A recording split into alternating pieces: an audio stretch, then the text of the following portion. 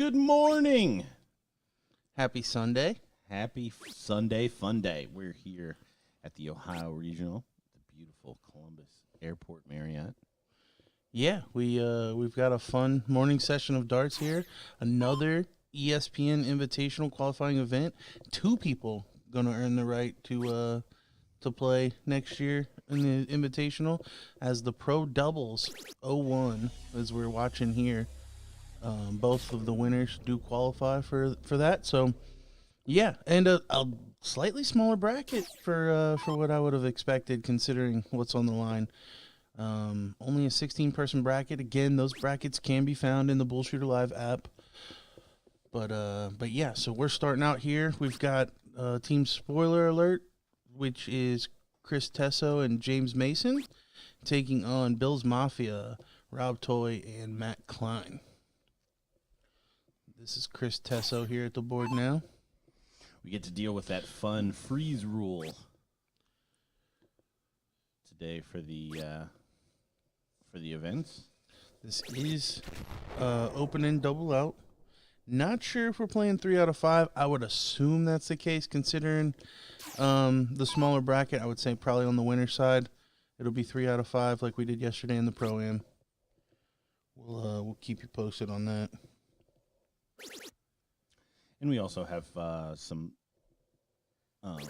matches already underway, so we'll keep an eye on those, see if they advance after 2-0.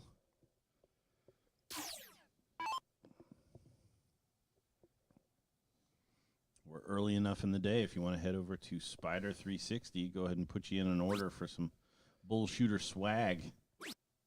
Not a bad way to start your Sunday. And this is split bull, so you will notice the guys throwing at the triple 20.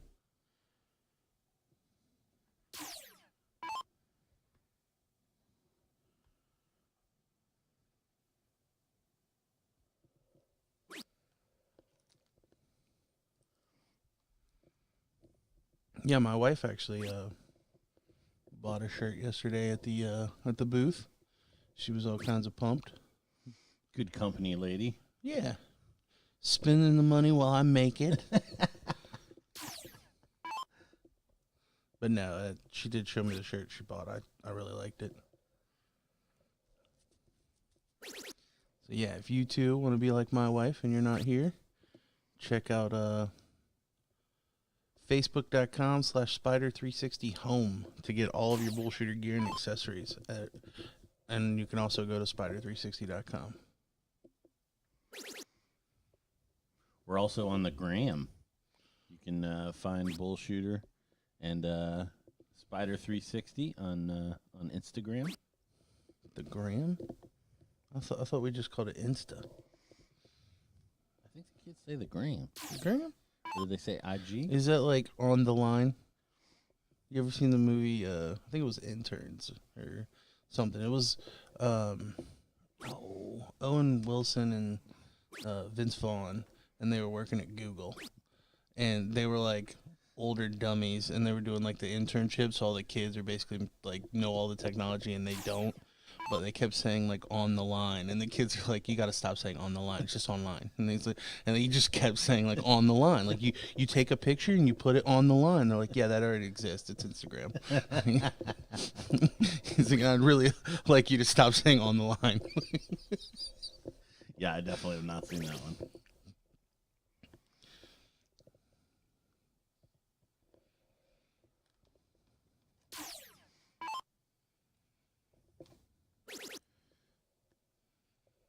Yeah, you got to pull up the comments, make sure we're not getting drugged.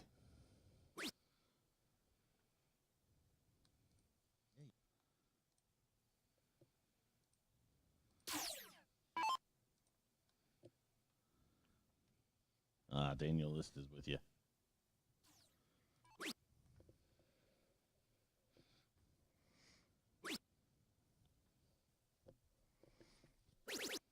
So what do you think average-wise once we get to the business end here of this tournament?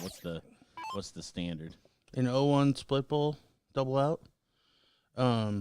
So I can only draw on like personal experience. For me, typically it's that 35 to 40 range is where I would say I probably averaged in league the last time I played this format that 37, 38-ish. So I would say somewhere in that range would be where the back end of this event should be.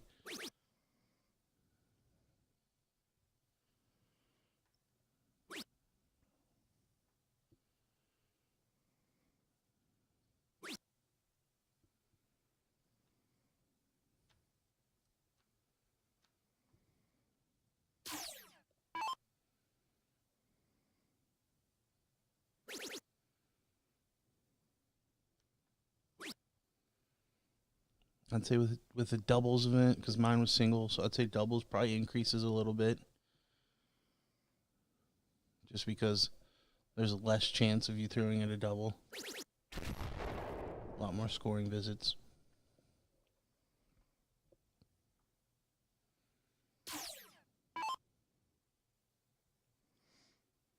But you added 3 more people to the rotation. That's true. There are diminishing returns the more people you put in to the match. Matt Klein looking for a max 174. And I would say when I play singles, freeze roll not in play. Freeze roll certainly hurts your average. Yep. I mean, if you're frozen, you just kind of set up 2 or 4.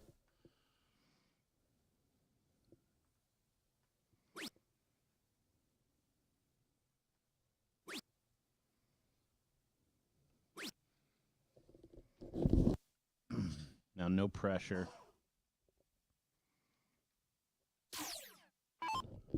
Rob needs a big shot here. Yeah. Even a 180 not able to freeze, but if he doesn't put in at least 2 triples, if Matt gets a shot, he's still going to be frozen. Rob very low. Almost looks like he's going at the bull.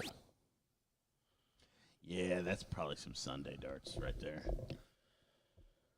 Well, and we talked about the moving parts that is Rob's grip/stroke. A lot to control.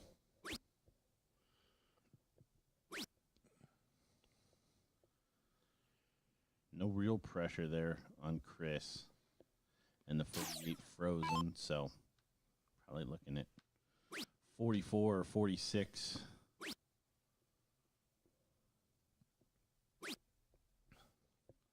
So Matt also sets up 2. James looking at a 119. Should start on the 19s.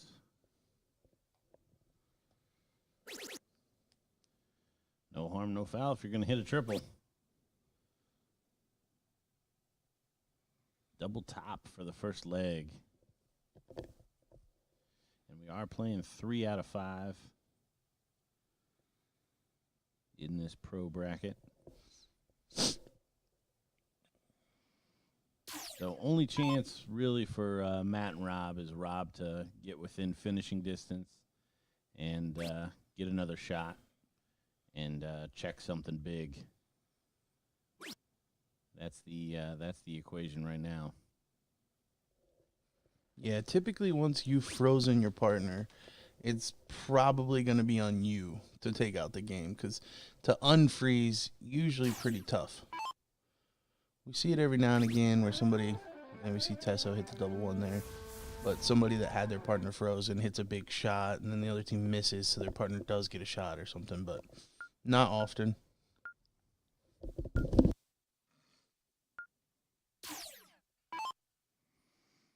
There it is, cleans it up. So Matt will get us started in leg number 2.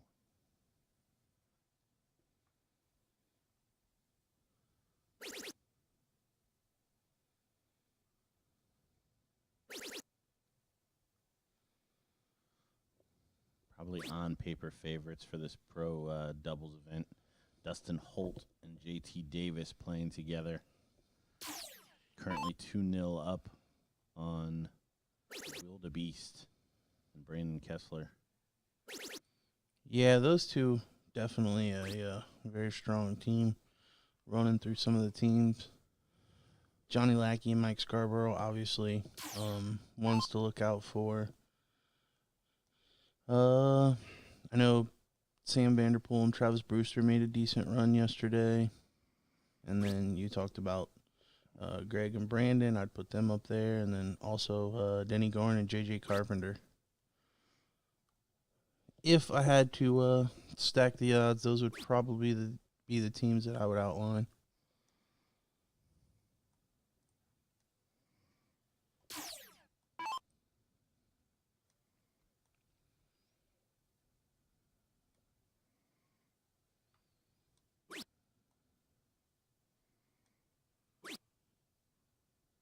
And I'm sorry, I said Greg and Brandon is who Holt and JT were playing off the bat. It is not. They're playing Denny Garn. Yeah, Denny and JJ. Yeah, Wild Spider up here is Brandon and Greg.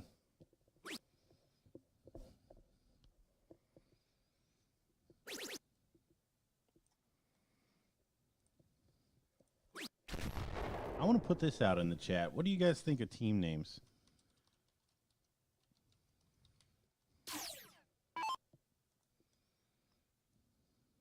You like team names? I think it should just be the players' names. I think it's easier for you to follow along at home now that we have access to it.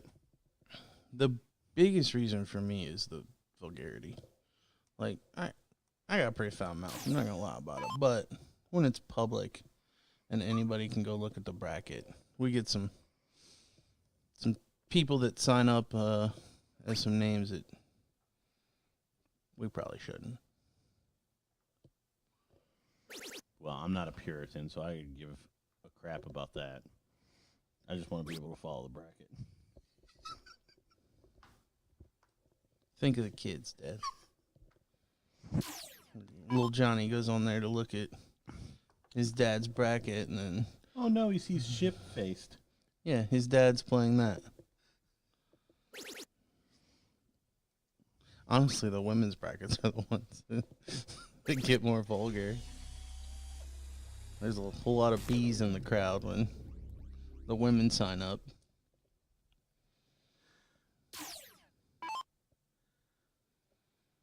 The truth hurts sometimes.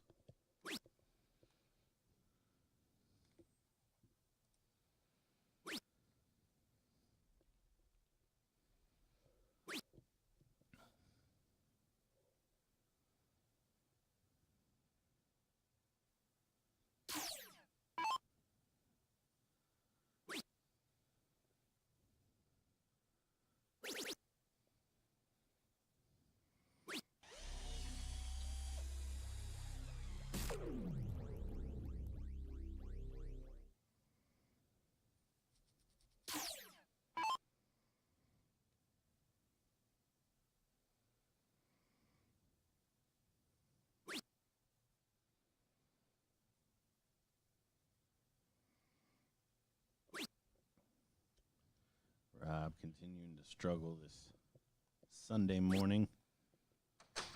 Just not off to the races just yet. A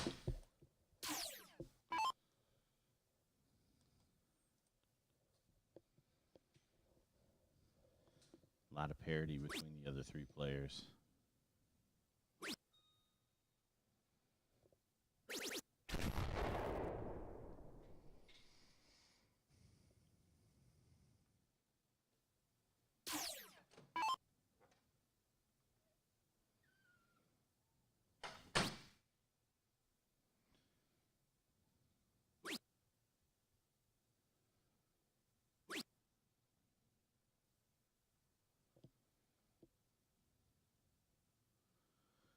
So setup shot here for Chris Tesso.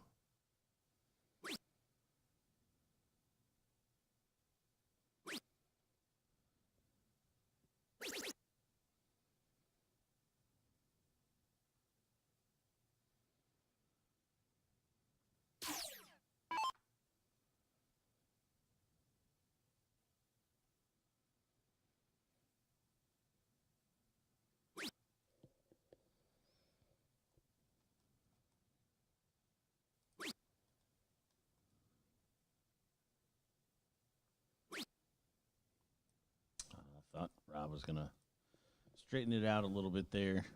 Doesn't happen. So looking like another, even if Matt gets a chance, going to be frozen. James leading the pack, though. Looking to set up a finish.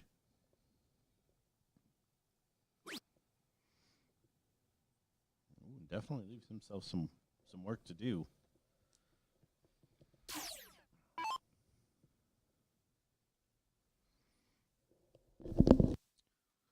But again, barring a giant shot from Rob, looking like Matt is going to be frozen his next time to the board, regardless of his setup ability.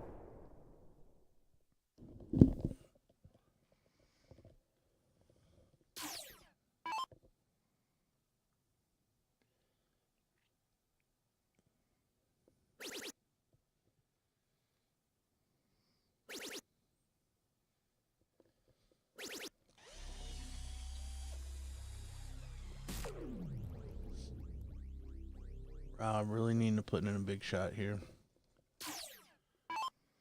Probably 180. I don't even think a 140 will be enough.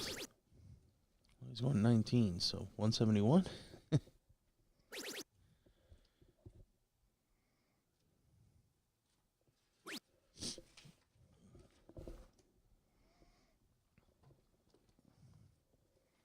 yeah, Texas is January 5th through the 7th. Unofficially.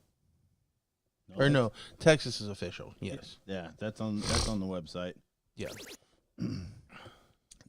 Yeah, Texas and PA, I think, are the only two in 2024 that are confirmed.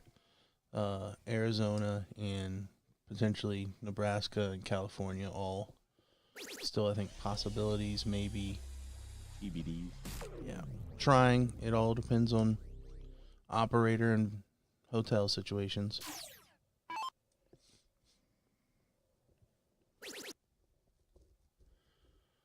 So Matt will just have to set up either 4 or 2. Oh, but he bust. Probably not going to matter much. So 45 for Chris. Chris not going to get a look. Not able to hit a fat.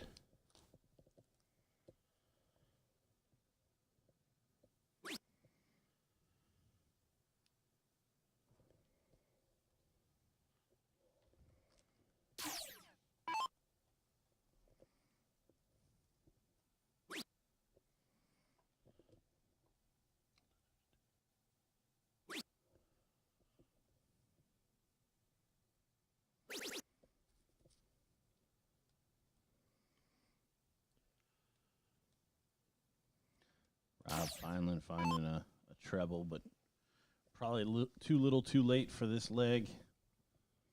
8 now for James to send us to what could be the last leg.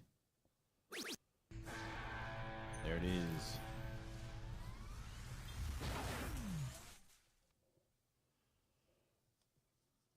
So 2-0 lead for spoiler alert. So the rest of this year, since we're on the topic of tournaments, we do have Tennessee, October 13th through the 15th. Michigan, October 20th through the 22nd. South Carolina, November 3rd through the 5th. And New York, November 10th through the 12th. So 4 out of 5 weekends. With Halloween basically being the only weekend off.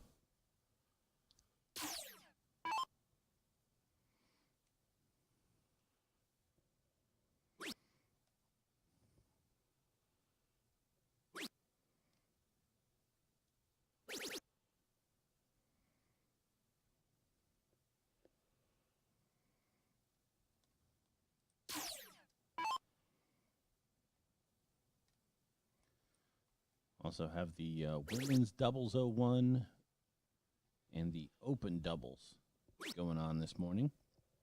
We again will follow the pro doubles as much as we can through its completion. Obviously, once we get to the loser side, there may be some delays, so we may pop in to some of the other brackets, but considering the size, the Pro should go the fastest, but it is 3 out of 5. So I know yesterday it kind of worked out that all of our finals were ready at the exact same time. So we did have to show you the Pro-Am from the side, but as we see a 160 there from James, as soon as he let go of that third one, he knew it was bad, but caught a double.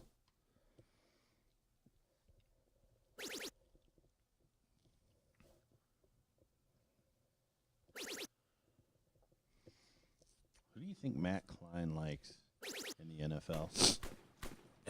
It's tough to call, but he's from Buffalo, right? I think he's from Buffalo. Yeah. So, I mean, clearly the Jets.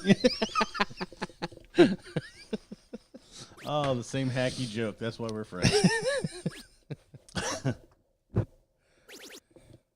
He was a Jets fan to start the season, then Aaron Rodgers got hurt. So Then with about 4 plays, he's like, yeah, I got to course correct on this one.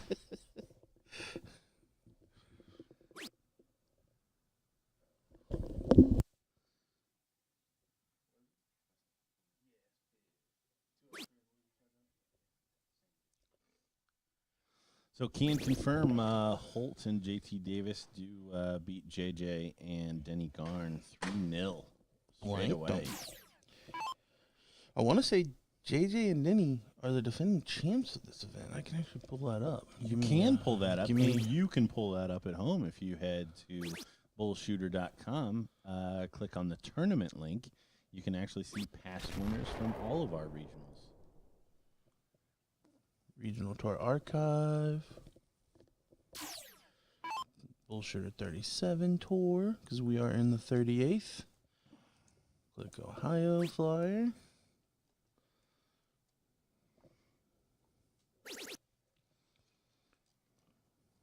Pro men's doubles, yep.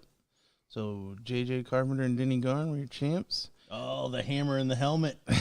Dan Burke and Seth Stefano were your runners-up, and then Chris Alexander and Dalton Hawksworth were your third-place finishers.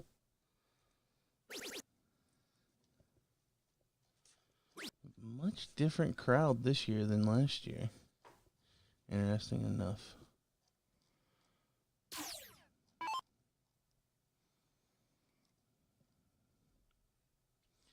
Your last year men's cricket doubles champions now playing in the Pro.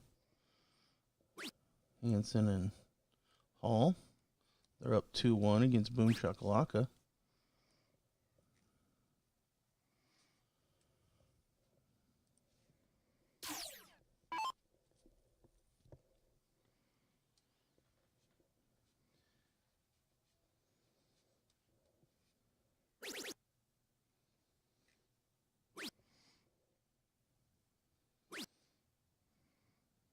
Another high third from James, but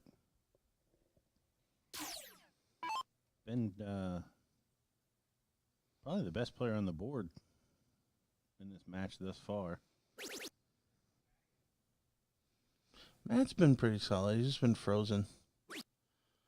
But, yeah, James certainly playing well.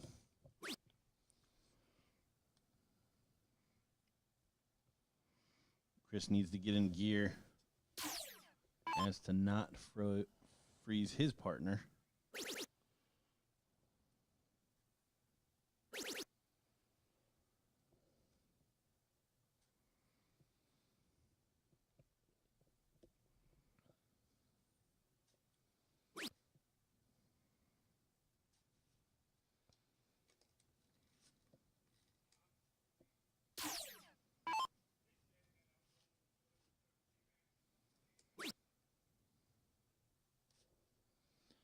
Rob has been better since he switched to the bottom of the board, but still not quite at the heights we've seen some of the other players.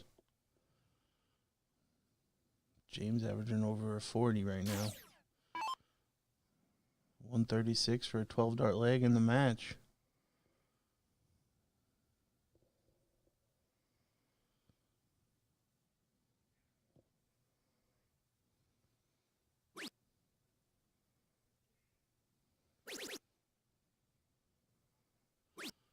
It's not going to go away. He's going to leave 84.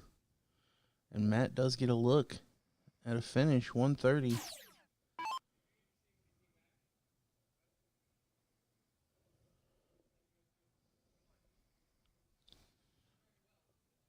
If you guys are appreciating the stream here, liking what you see, please go ahead and like, follow, and share. Get your friends in here watching some Sunday morning darts as well.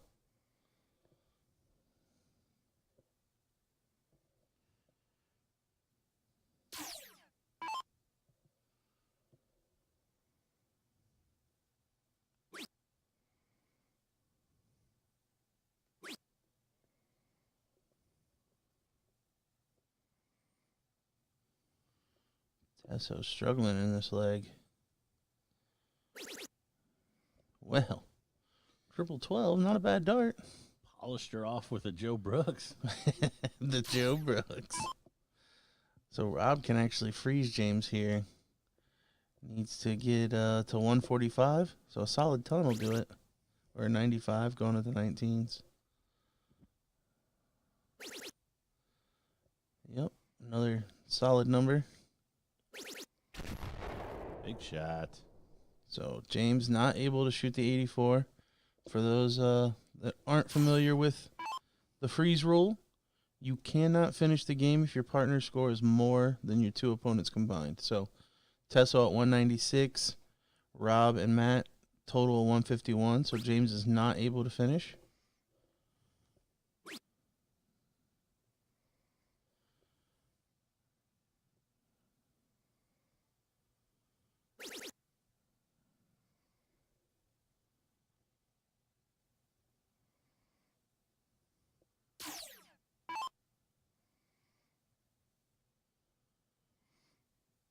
Matt, a clean look at the 50.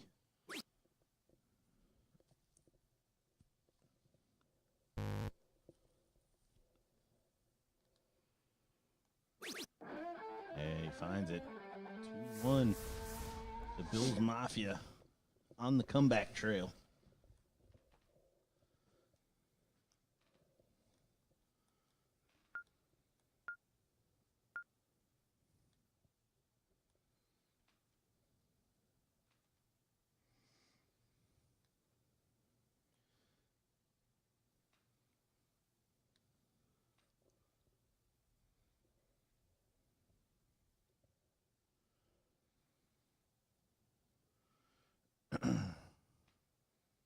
We have a restroom break. Looks like we might have a quick restroom break. We'll pan out to the room real quick.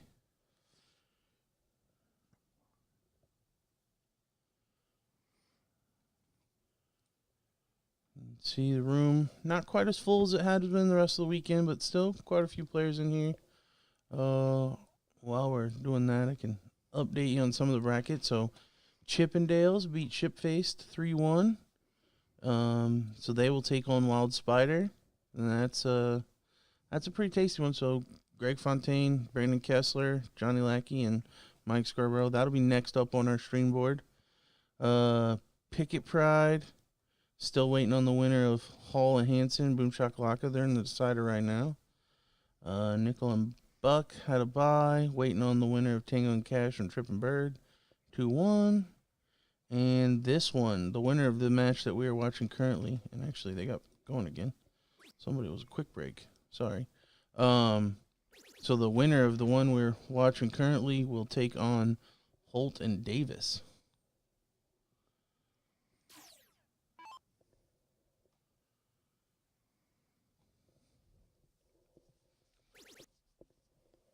The loser will actually have to take on Denny and JJ, the defending champs. So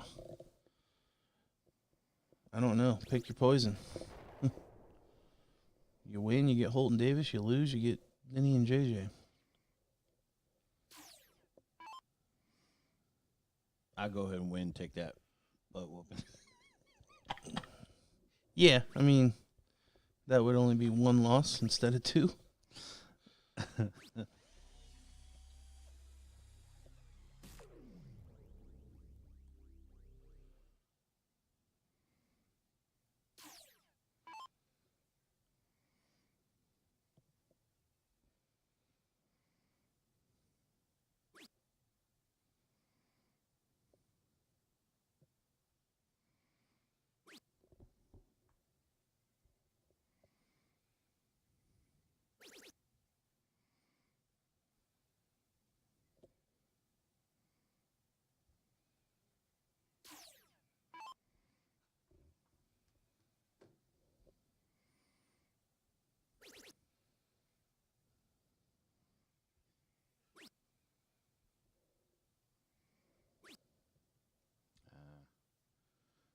55.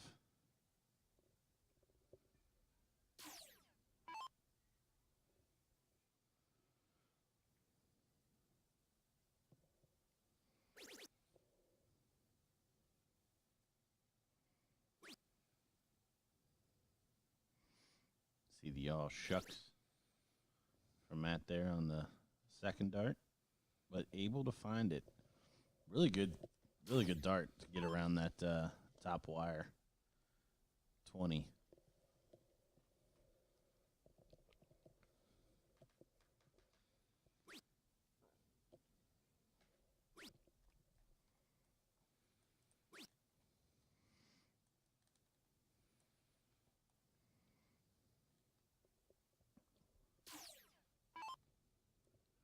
Rob needing to find those 19s.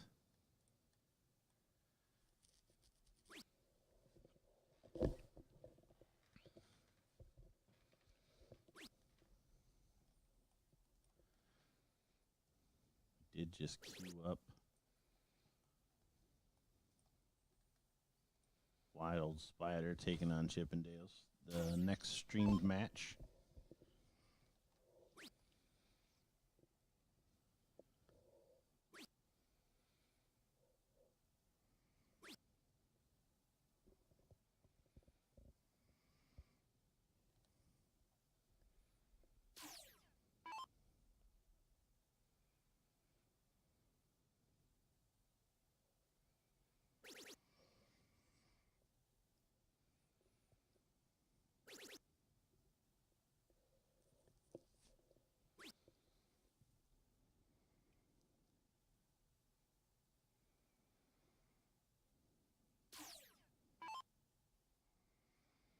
Big shots coming in here for James and Rob.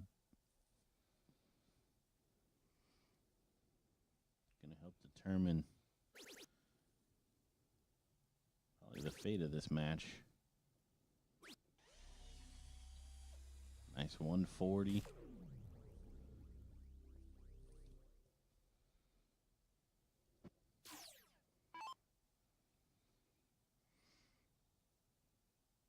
Rob needs to do the same. 133 for his chosen scoring segment.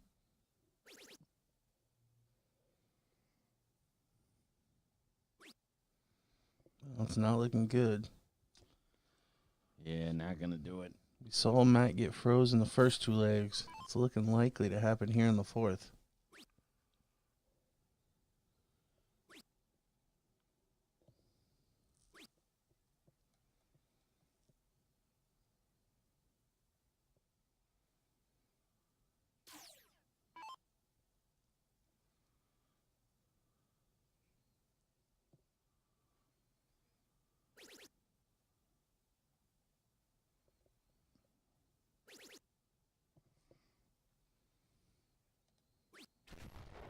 Good for Mr. Klein, plugging away, staying focused.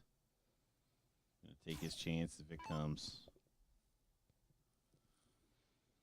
Uncle Bill, you look confused.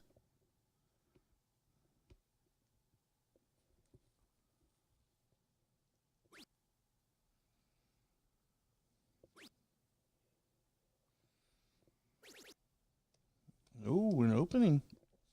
James only scoring 36. So Rob with a couple of triples could actually pull back into this. Give Matt a look at the 43.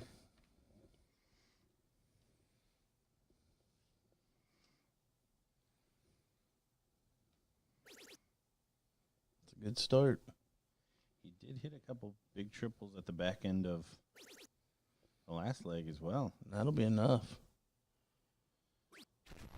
Look at that. Yeah, even with a 180 from Tesso, Matt will be clear for the 43.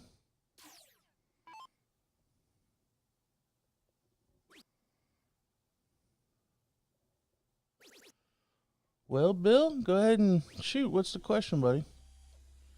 So you got a question on the qualifier for the main event? The ESPN Invitational? So Matt looking at 43. We saw him set up 32 the last time, so imagine he'll go 11 for double 16. Does just barely squeak it in there. And finishes it. So we are all knotted up at 2 apiece. We're going to get a decider.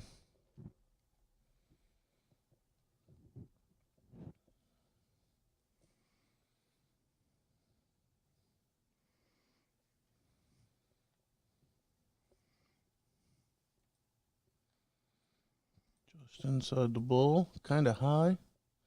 Decent placement. But Chris drills one hole out of the P hole.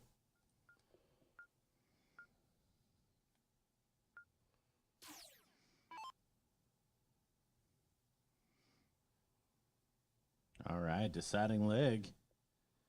And a match that early doors didn't look like it was going to go that way. How is it that the event that is the qualifier does not get played on ESPN? I'm trying to decipher that, Bill. I'm not sure what you're asking. My answer to that is we have multiple qualifying events now. So the ladies obviously qualifies. We have European qualifiers. Then we have, obviously this pro doubles as well as pro cricket singles. So there's multiple ways. And we did highlight all of those events. Yes.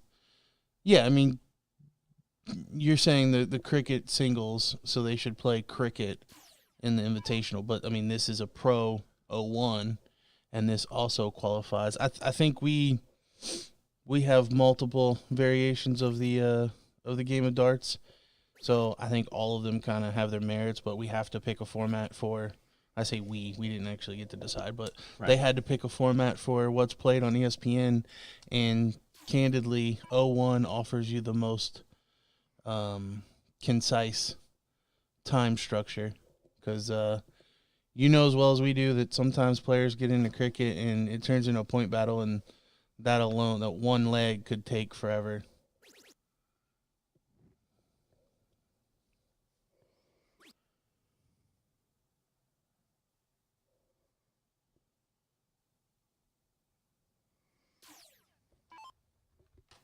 But yeah, personally, I'd rather see cricket played. I think it can get a lot more exciting, but just the timing of it's a nightmare to try to predict, and there's only a 1 hour time slot, and you have to add in commercials and all of that. So what we wouldn't want to do is have to cut it off before it's done because the next thing's about to air. I will tell you, this year we actually had to cut out a couple of interviews because of it. So, and that's not a bad thing. I mean, the interviews are kind of buffer for if things do run slow or quick. I guess the matches get done really quick, then we can extend the interviews. If they run long, we get more dart content, and we don't get the interviews.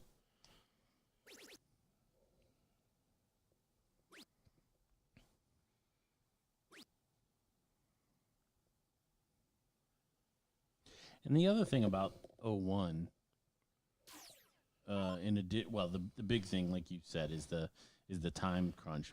But you get a winning shot every 2 to 3 minutes, which is kind of a cool element of 01.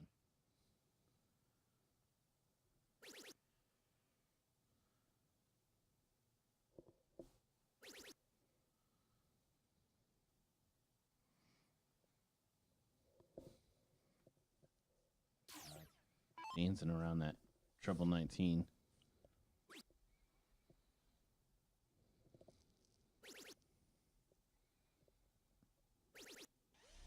Tessa with a 140.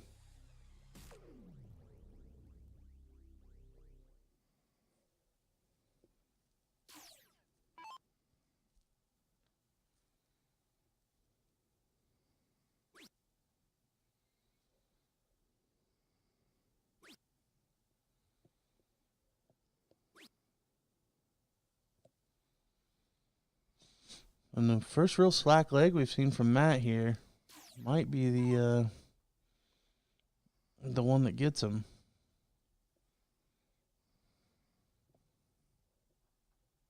Really depends on James. Tesso kind of running away with this leg so far.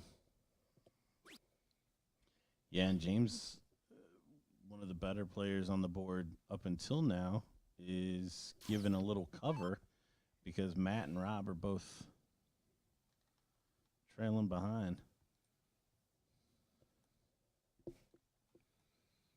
Rob doing a good job ever since then, switching down to that 19, though. Yeah, we mentioned it when he was throwing up at the 20s. I mean, it was closer to the bull than the triple 20. And you said that's Sunday darts. It really is. Like your arm gets lazy after a long weekend, and a lot of times the bottom of the board is just easier to hit.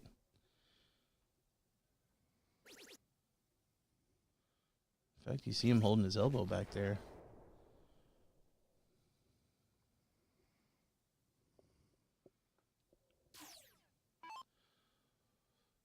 Tesso setting up 36.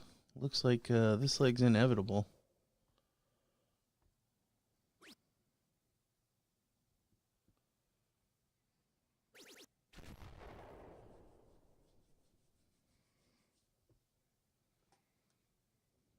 Nice 140, but probably too little too late.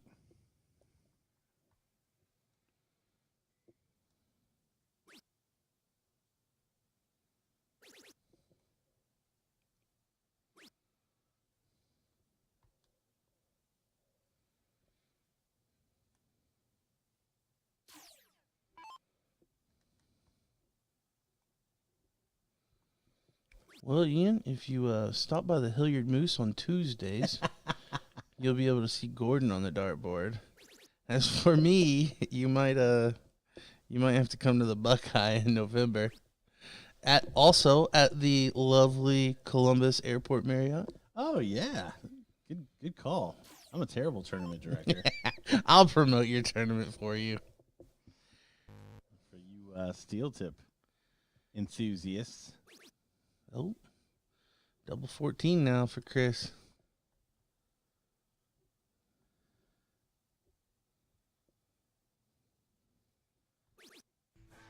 There it is. So your winners in this one. Spoiler alert. Bill's Mafia will be taking on X1 Elite in the losers side. So we will get those matches going. You guys don't go anywhere. More darts to come.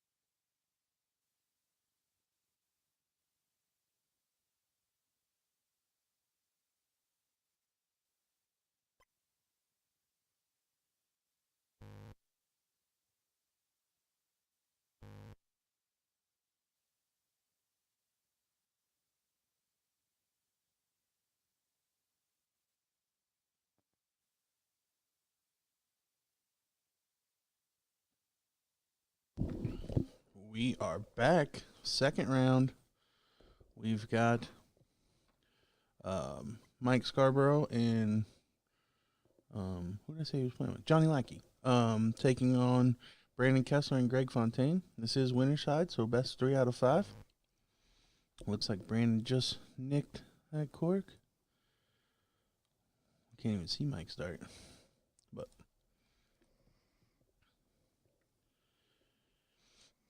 Yes, William. We're in Columbus, Ohio right now. yeah, this is the Ohio BullShooter Regional at the Columbus Airport Marriott. We also have a steel tip tournament coming up in November that is at this same hotel. December 8 and 9. December. I said November earlier. It used to be late November. Now it's early December.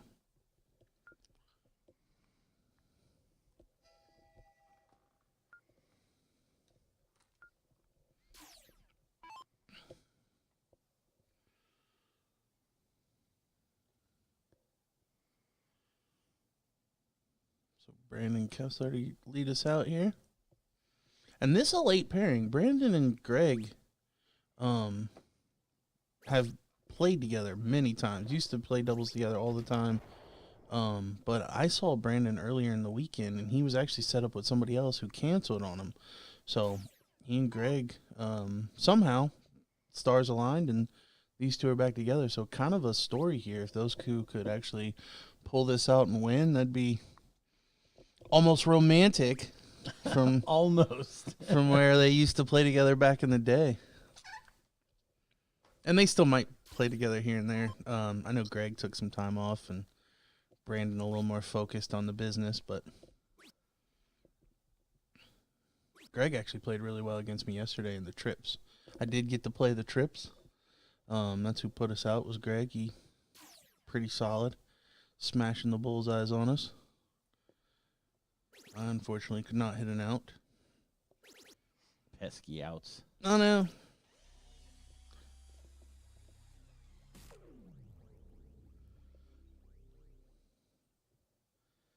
Johnny Lackey wearing the shirt that started it all.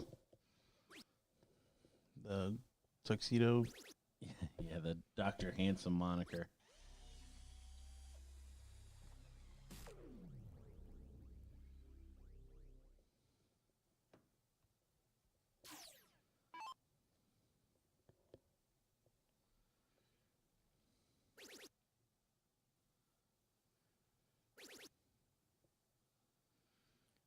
Well, Mike's team name yesterday in the Pro-Am was Chippendales as well. But I feel like it's more appropriate today with Johnny. I completely agree.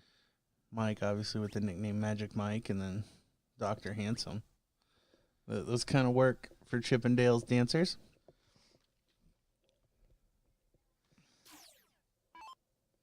So Chippendales have a win under their belt. A pretty solid win. Yep. Wild Spider. They're the ones that are just kind of getting their feet underneath them here. Yeah, that bye, a first round bye, it can be a blessing and a curse at the same time. Obviously, you want to move ahead in the bracket, but at the same time, you come into this match cold. Your opponents come in with a win under their belt and a little more warmed up than you. A little more game ready. Jeremiah, I don't know what you mean by having to wear earbuds. Yeah, I don't understand the like or the hate for earbuds. Like, I don't think it's an advantage or a disadvantage. Yeah, 100%. You want to play with earbuds in? Cheers to you. I cannot. Yeah, for me, it would be more distracting. Yeah. Not to mention, I don't like earbuds. I mean, they hurt my ears. If I had some Tay-Tay blaring in my ears, which is what I normally listen to. See, mine's Lizzo. Yeah, well, understandable. Yeah, same difference, though. I mean, you can't. Yeah. I'm supposed to concentrate? I'm going to be singing along the whole time. But no, I think everyone has the option, so it's not unfair for players to wear it. I'm not sure what the question is. Okay. I see where you're going with that. Like, there are some tournaments that say you cannot. So if you're accustomed to wearing them, yeah, you might be hurting yourself. So I think you have a point there that that the players that choose to actually might be doing themselves a disservice. And on that front, I'm so corny. Like I wear the shoes that I was going to throw with when I practiced. I mean, that's as someone who played sports quite a bit, it's always practice how you play. So I don't necessarily think that's a bad thing. I always practice barefoot in my house, but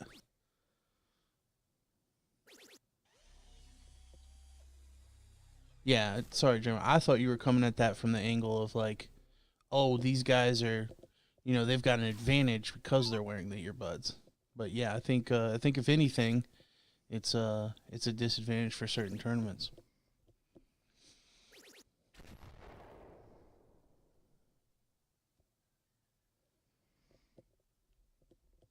Why do you think some tournaments ban them? Mm, You think it's because there might be somebody in their ear? Double 12. I doubt it's because of the potential for coaching. Um, I don't know. Uh, I will tell you that and there we see Mike take out double 14 for the first leg. Technology is pretty incredible now. If it's almost possible that it is possible for you to have earplugs that play music that you cannot see. Like they're that small. So I don't know why they're banned at certain tournaments. Because again, I don't think it's an advantage.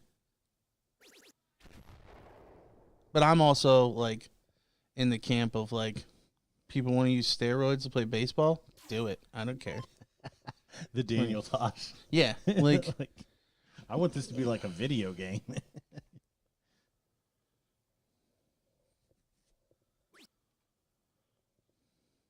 well, it's for me. It's not illegal. Like it's you've made it illegal because of your sport, but they're not illegal, so everyone has the option.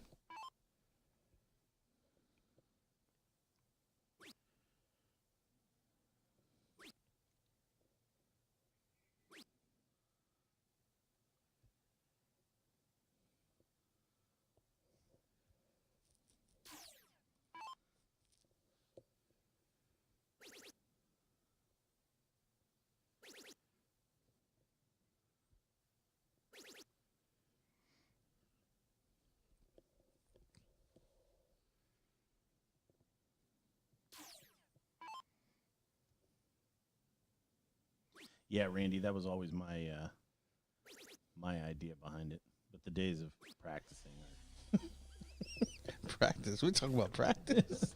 yeah, long gone.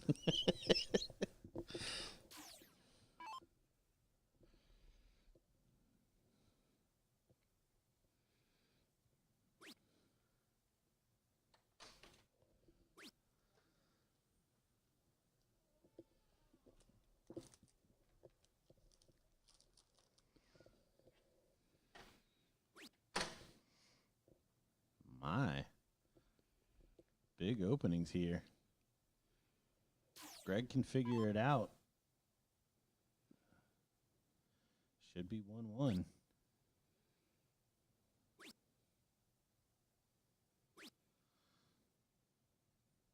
Maybe starting to come into focus a little bit.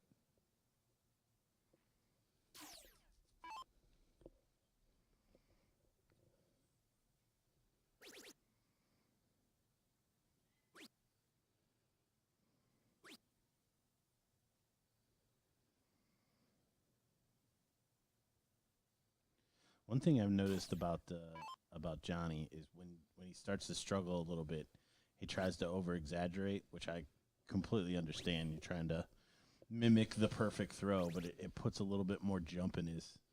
Well, he's got Nice a throw too. pretty exaggerated follow through to start with.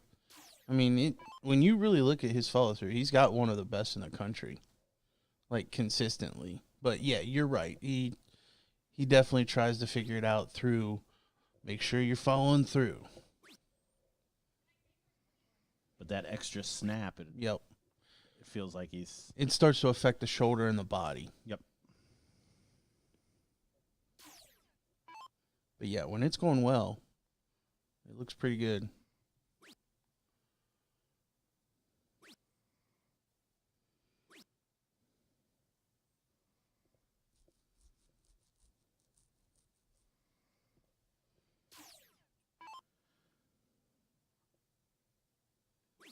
Kessler's going to want to get this done in 6 darts. If he even gets the chance. Because Mike and Johnny start hitting. Or might be looking at another freeze. Well, Greg and Mike are pretty close in score right now, so you got to feel like Kessler will at least get 6 from here. But he needs to find the triple if he's going to have a shot at taking it out. 134, tough ask.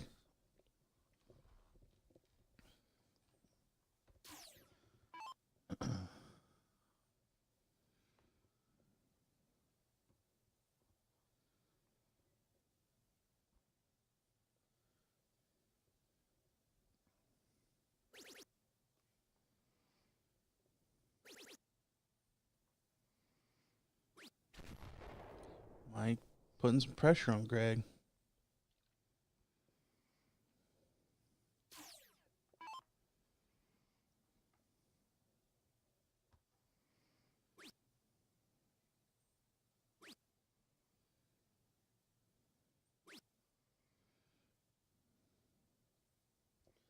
Yeah, just nothing happening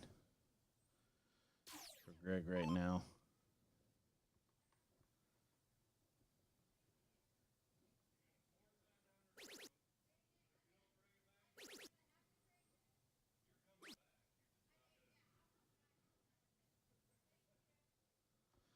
So the 134 is in play.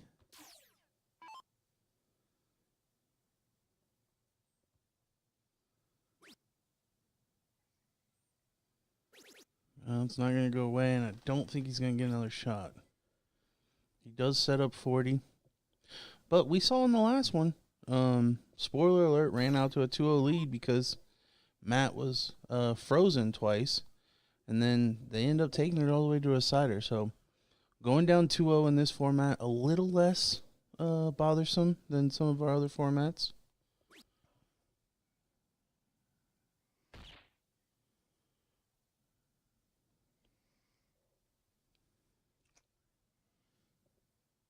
Really, one big shot away here. Yeah, I mean, a 140 will almost guarantee Brandon a look. Johnny would have to follow with a 180. Problem is, Greg just hasn't had it so far this morning. Well, and like Rob did earlier, I'd like to see him move around the board a little bit more. 20's clearly not where he needs to be. So taking some shots down at the 19s. See a lot of pressure heaped on there. Johnny electing to go for the 51 on the last start from 73. Really should have been at the triple 19, leave double 8, but probably not going to matter. Brandon's setting up too because he is frozen.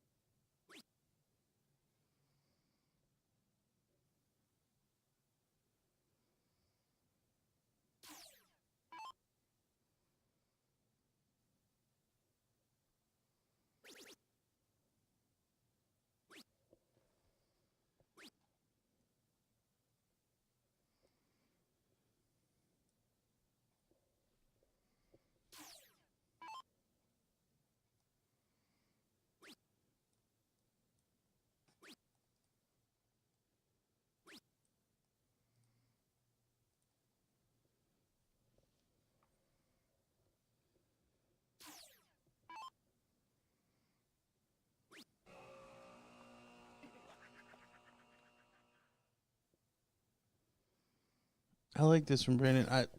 It's probably irrelevant. Doesn't matter much in the long run, but I too do this. If I'm frozen, a lot of players, I'll see them just go tap the button. I hate getting out of rhythm like that. So I'll at least walk up there and throw 1 or 2 darts just to kind of stay in rhythm.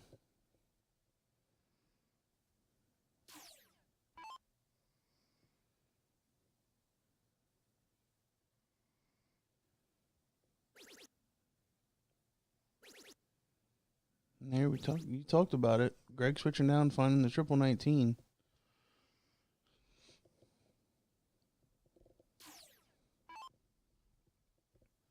So double 10 for Johnny for a 2-0 lead.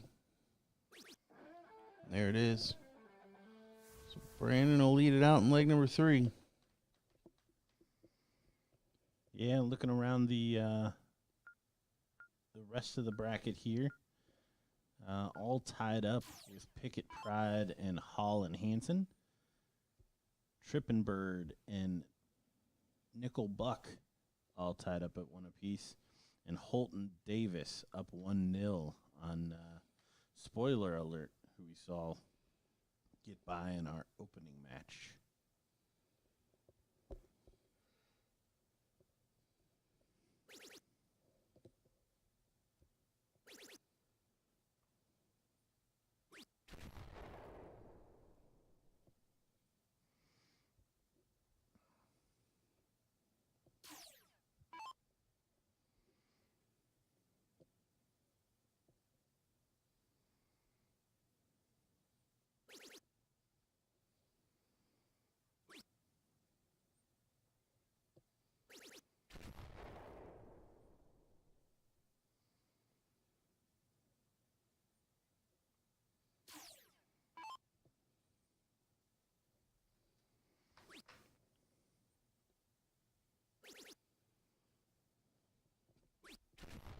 That's better from Greg.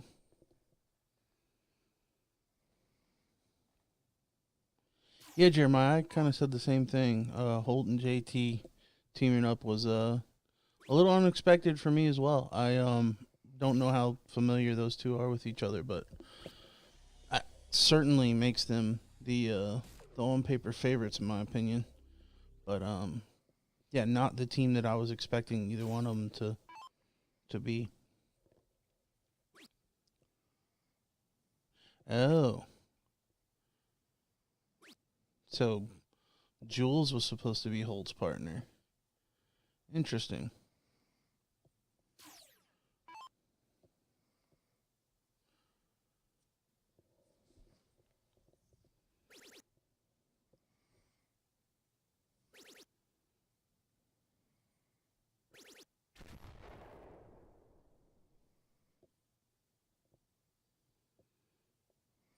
Jules didn't want no part of the Columbus the Columbus competition.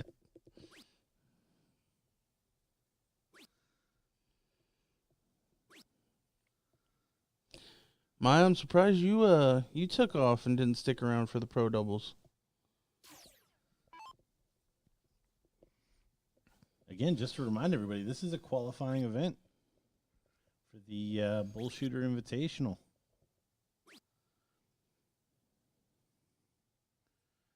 Which, as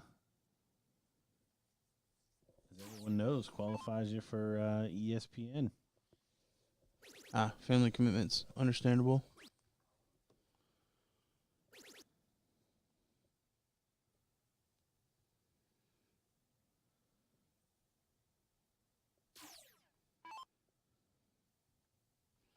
William, we are not positive on the dates of the ESPN Invitational yet, but I will tell you the last 2 years it has been right around August 4th because that's my lovely wife's birthday, and I've had to miss it both times. So more than likely it'll be on my wife's birthday again. Yes, Jeremiah, this is a ESPN qualifying event. So real quick, running through BullShooter Invitational number 3, 2024 qualifying criteria. A finish in first place at a regional in pro cricket singles, pro 501 doubles, or women's combo singles. and then the 2 European BullShooter invites. And then in Chicago, if you finish first and second in the 501 doubles, the Pro AA, Pro Women's AA, and Women's A levels, or the 501 singles, Pro and Pro AA levels singles. And then also the top 2 finishers from last year. So obviously Alex and I'm drawing a blank on his name, the Spaniard. Well, I guess he's Catalonian. Oh man, he had a little bit of an odd name. I apologize. Oh, I'm blanking on it too. Carlos. Yeah, it was spelled Carls, but it was Carlos. Yep. Yeah, so Carlos will be invited back as well. So yeah, with all those Chicago spots on the line, I'm sure a lot of people. It's not too early to start planning. May 23rd to 27th. So always Memorial Day weekend. So yeah, get there, get qualified.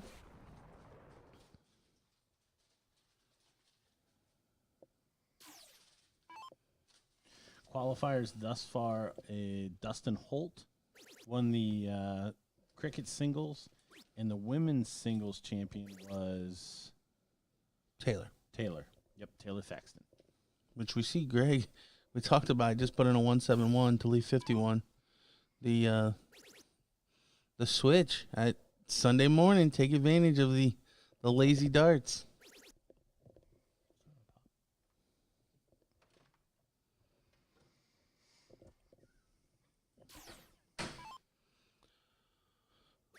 And we see Mike is frozen this time, so he'll set up 2. And Greg will get a look at 51.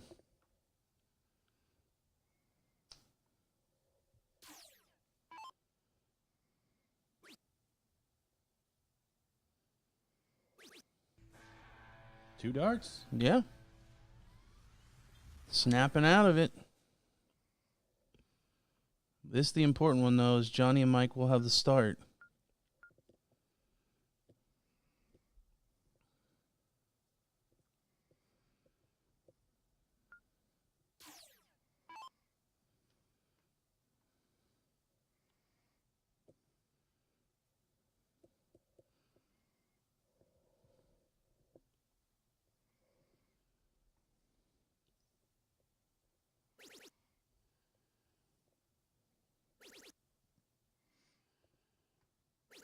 But Mike firing in a 180 open.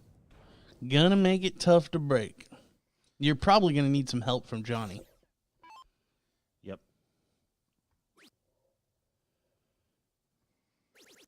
Yeah, after that open.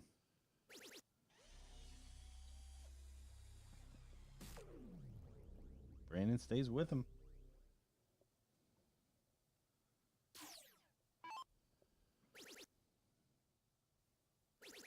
Johnny not looking to offer any help. Trying to stay with his partner.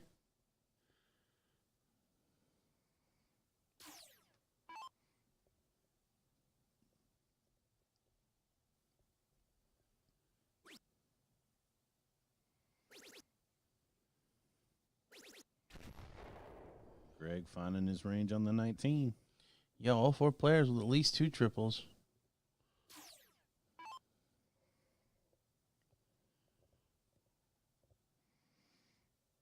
Unfortunately for Greg and Brandon,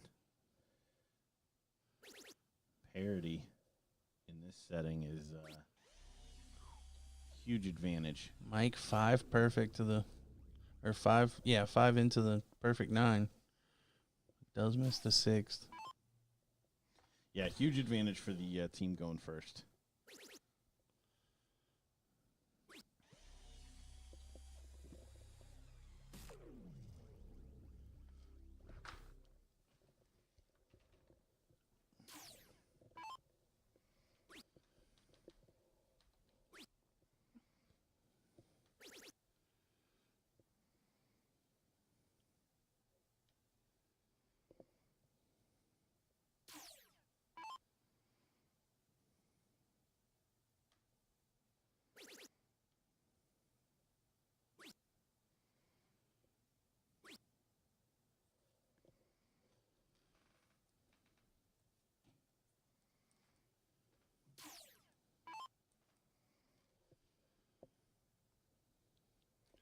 So it is confirmed. Holton Davis did beat, spoiler alert, 3-0. They're waiting on the winner of Nickel Buck Tripping Bird, with Nickel Buck leading 2-1. And then our other two winners bracket matches, this one and the other one, both sitting at 2-1 as well.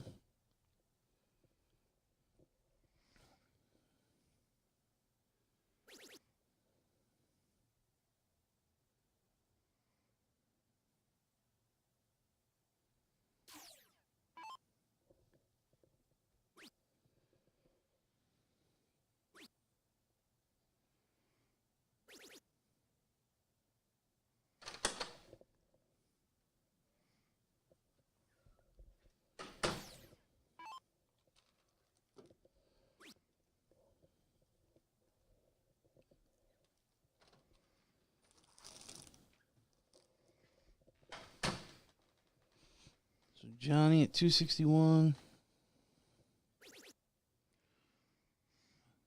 Finds a 97.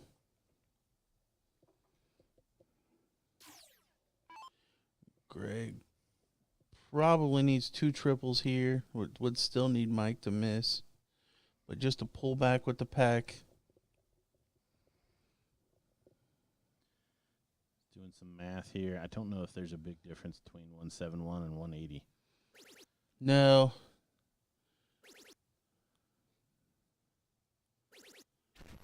This is a big shot. At least makes these next 12 darts interesting. Unless Mike finishes the 116 right here.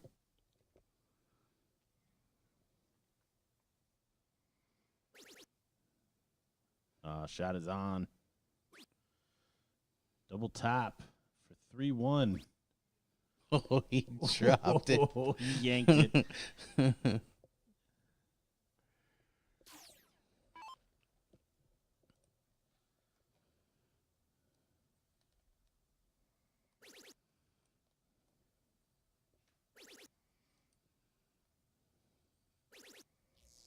Look at that. Great shot from Brandon.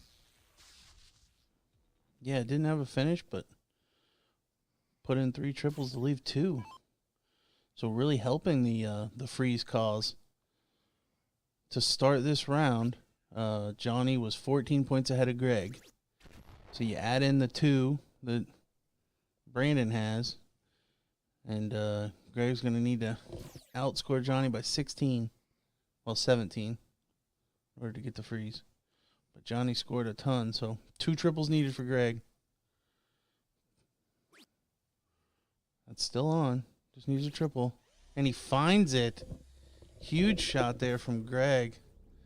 So Brandon and Greg with 5 triples out of 6 darts to actually get the freeze. So you see the 77 and 2 is only 79.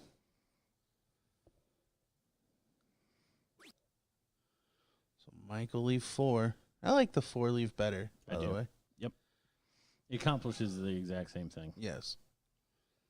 Very rarely will those 2 points come into play. Oh, but now Johnny will actually get the opportunity to take it out.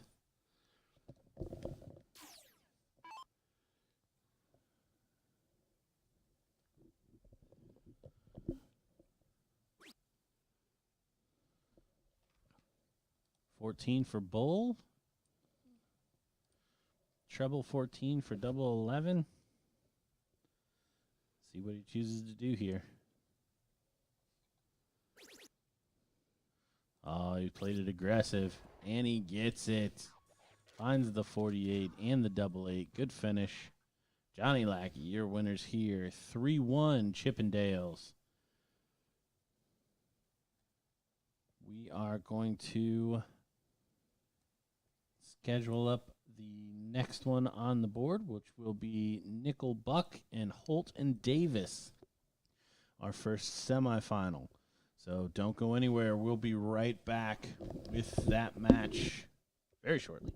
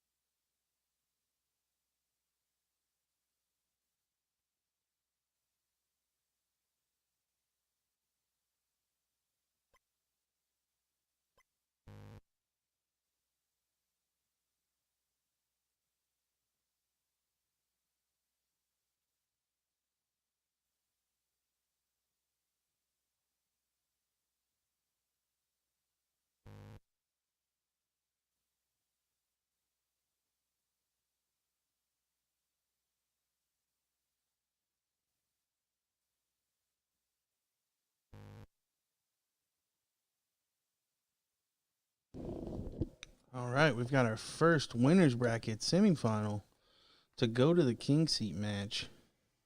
We've got Holt and Davis taking on Nickel and Buck, which I would not be surprised if Davis and Buck were actually set up for this. I believe they won the Pro-Am here last year, which I already got out of it, I think. And you think JT may have... This is a dirty rumor, Dad. He dumped. I'm just shocked if JT wasn't set up for this.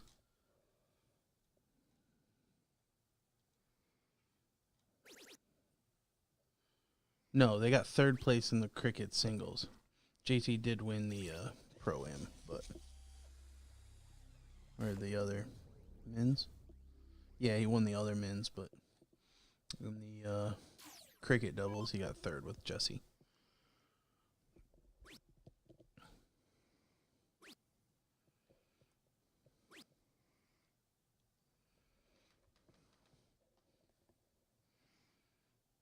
Oh my gosh, seeing Tizzle on the on the screen yet again.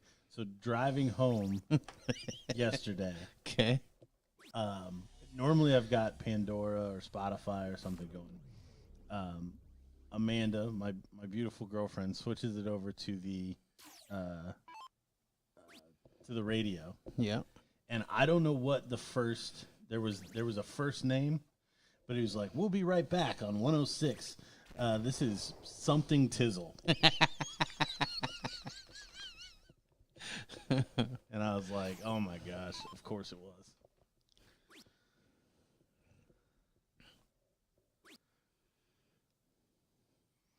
And of course I started laughing and I tried to explain it. It wasn't nearly as funny because she had no clue what I was talking about.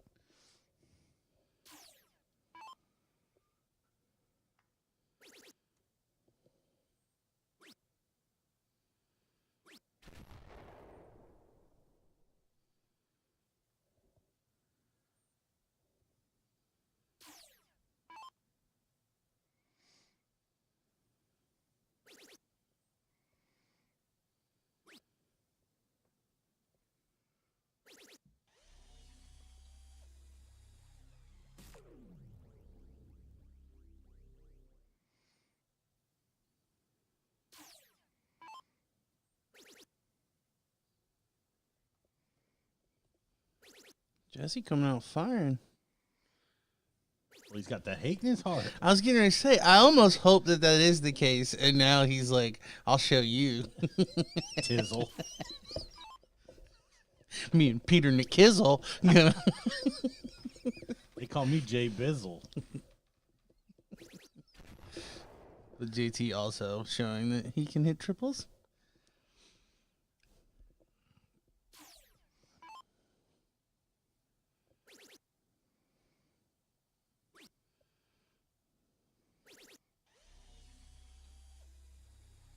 And another 140. Great standard here.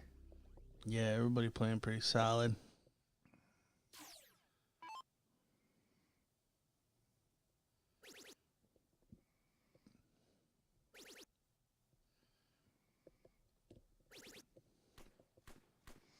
.180 there from Mr. Holt.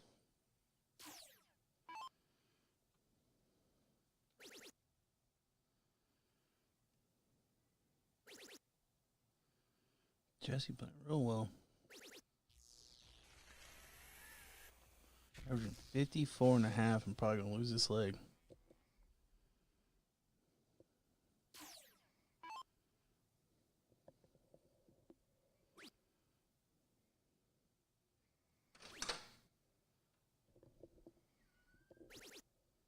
Yeah, good last.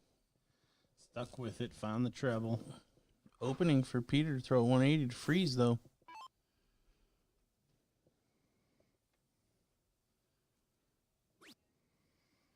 That's not going to happen, so Dustin will get a look at 41. And he has frozen Jesse, so even if Dustin misses, Jesse not going to be able to take the shot.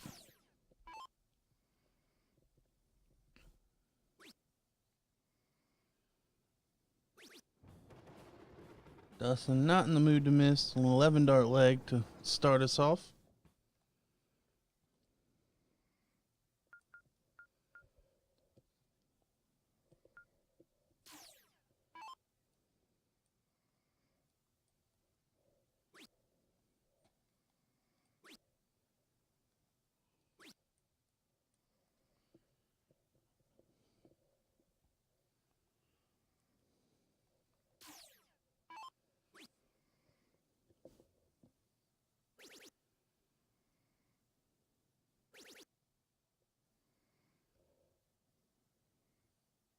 Sliding into the 5 twice.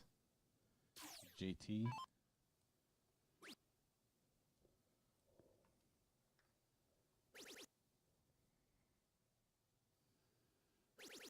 Jesse back into those triples.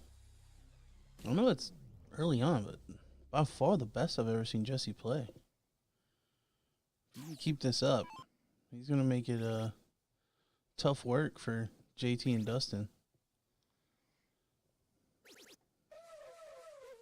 Dustin showing that he can hit the 182, though.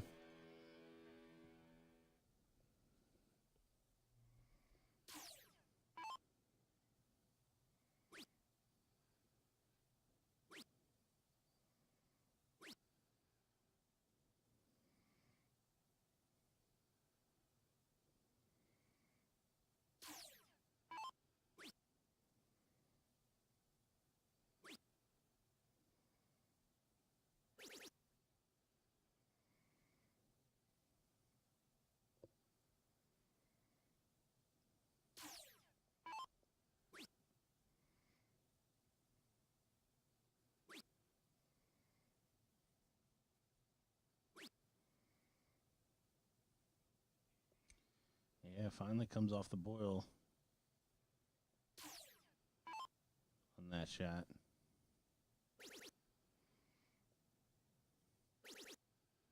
Dustin trying to stay perfect. Oh, he flights high.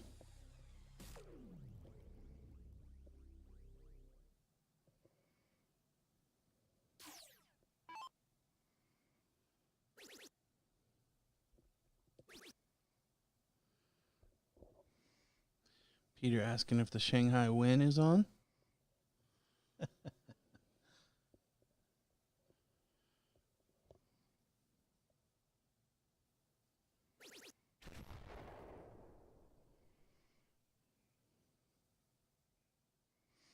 Steps to the left, misses right.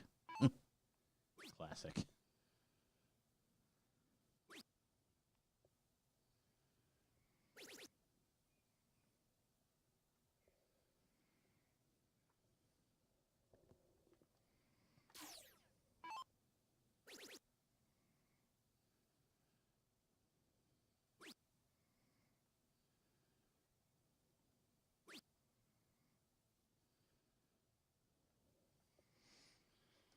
Setup shot here for Holt. After 6 darts, sitting on 181. And it's going to be a good one. Yeah, Dustin once again on an 11 dart leg. Last time 41 after 9, this time 46.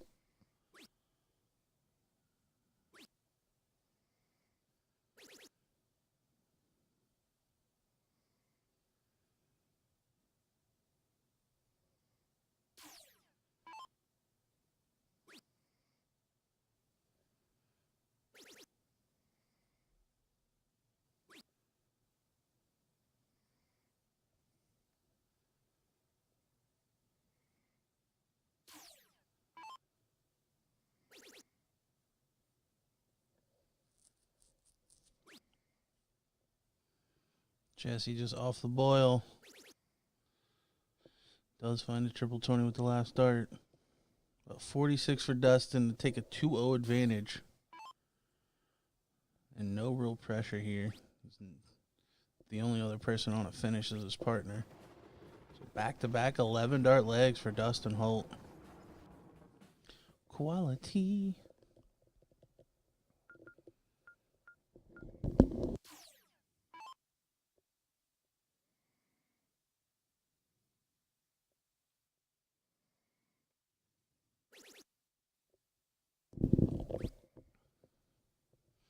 Following this match, we will have the other semifinal of the pro doubles.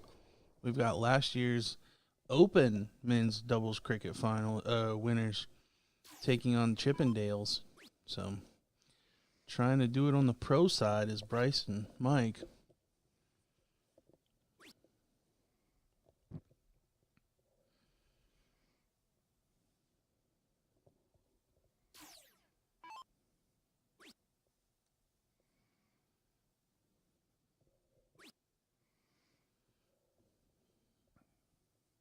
And this is just style points, but Holt and Davis going for 9-0 in legs.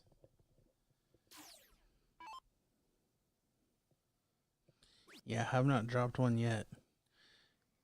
And have played some pretty solid competition, especially knowing how good Jesse's played in this match. But started with JJ and Denny, and then beat spoiler alert, who we saw win the first round on our feed.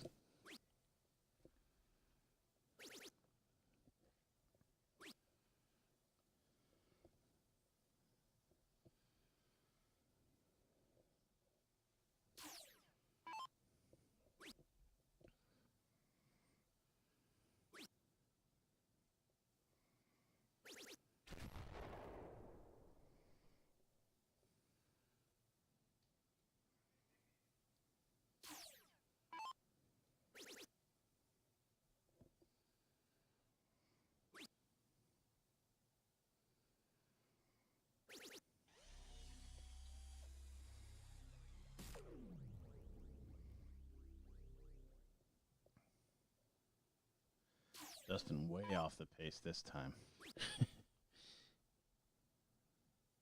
Yeah, can't miss another dart if he's going to put an 11 darter this time.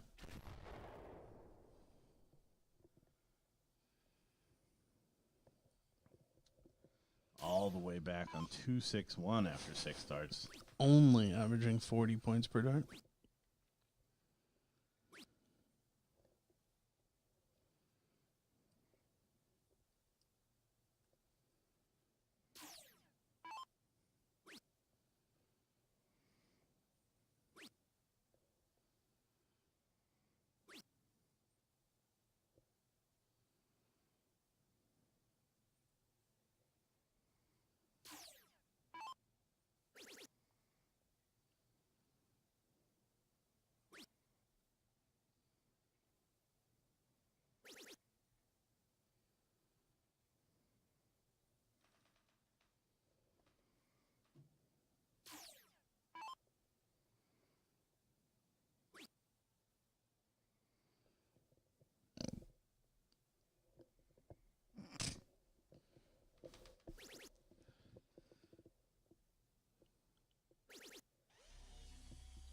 Good follow there for Holt.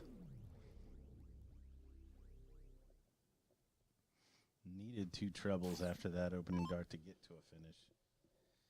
Exactly what he does.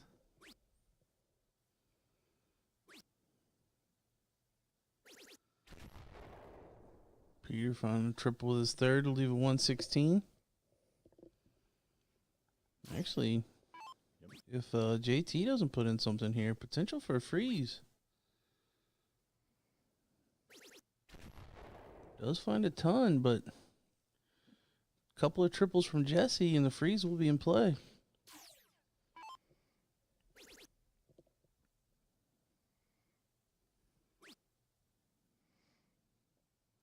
Needs another triple.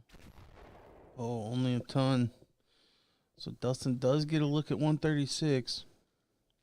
Would a triple even have done it there? Yeah, would have taken him to 87. Oh, no, it wouldn't have. No, it would have taken him to 67, wouldn't it? Yeah. Yeah, it would have taken him to 67. Another 40 points. 8 for a moot point. There it is. So continue not dropping a leg. Yeah, 9-0. 11, 11, 12 for Dustin there. It's going to be tough to beat if he keeps that rolling. Well, and if they moved him to first shooter, that's going to be extremely tough.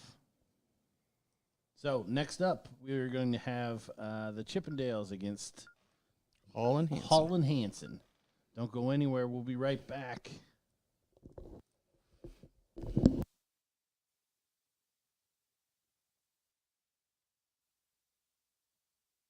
38th Annual BullShooter World Tour is set to begin September 8th, and the tour will be your opportunity to qualify for an invitation to the 3rd Annual BullShooter Invitational Shootout 2024. To qualify for an invitation at the regionals, win first place in the Pro Cricket Singles, Pro 501 Doubles, or the Women's Combo Singles. The European BullShooter will award 2 invites. The finals in Chicago on Saturday, the 501 Doubles, place first or second in the Pro AA, Pro, Women's AA, and Women's A levels, or Monday's 501 Singles, the Pro, and the Pro AA levels. And of course, our top 2 finishers from our 2nd Annual BullShooter Invitational Shootout 2023 will receive their invitations. We're looking forward to seeing everyone out on the tour.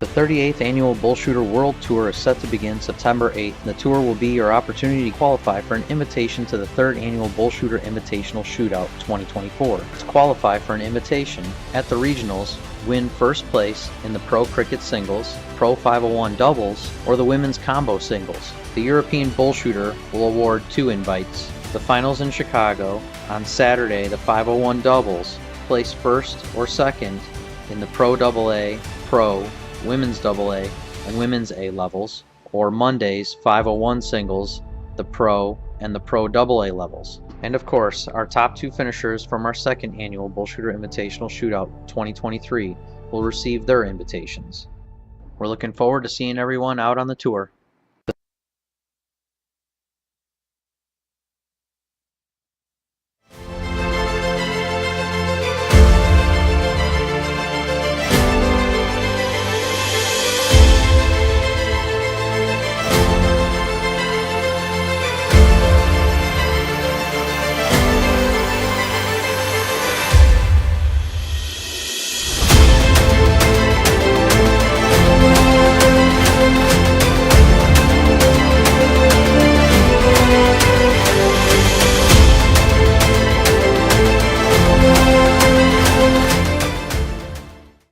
The 38th Annual BullShooter World Tour is set to begin September 8th, and the tour will be your opportunity to qualify for an invitation to the 3rd Annual BullShooter Invitational Shootout 2024. To qualify for an invitation at the regionals, win first place in the Pro Cricket Singles, Pro 501 Doubles, or the Women's Combo Singles. The European BullShooter will award 2 invites. The finals in Chicago on Saturday, the 501 Doubles, place first or second in the Pro AA, Pro, Women's AA, and Women's A levels, or Monday's 501 Singles, the Pro, and the Pro AA levels. And of course, our top 2 finishers from our 2nd Annual BullShooter Invitational Shootout 2023 will receive their invitations. We're looking forward to seeing everyone out on the tour.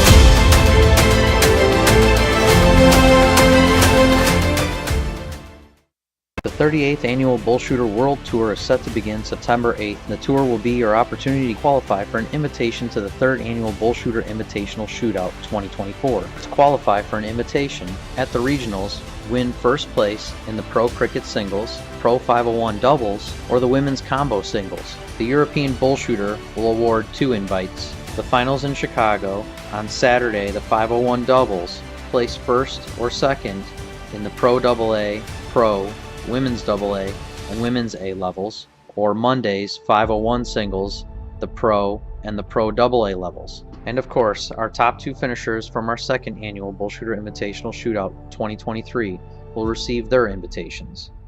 We're looking forward to seeing everyone out on the tour.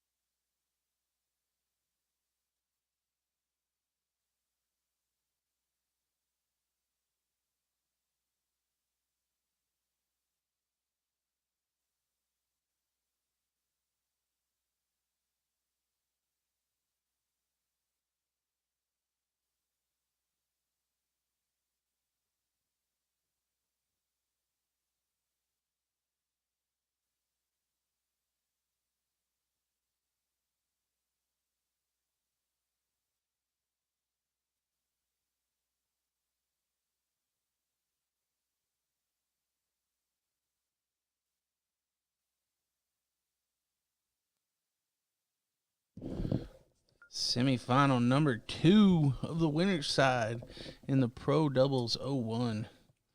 To go to the King seat and square off against Dustin Holt and JT Davis, we've got the Chippendales, Magic Mike and Dr. Handsome, versus Bryce Hall and Mike Hansen. Trying to go from amateur champions last year to pro champions this year. Dun, dun, dun. Well, and if they win this one, they're at least podium. Yeah. Yep.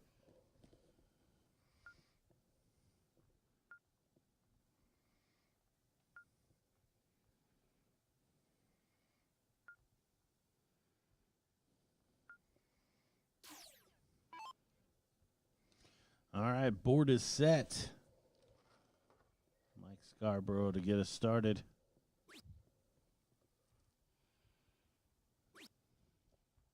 I think prior to the event, would have probably said that Johnny and Mike were second favorites in the event to Dustin and JT, and they obviously have the opportunity to make that matchup in the king seat.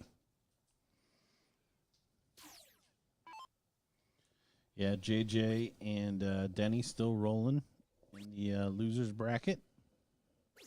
Another team we tipped.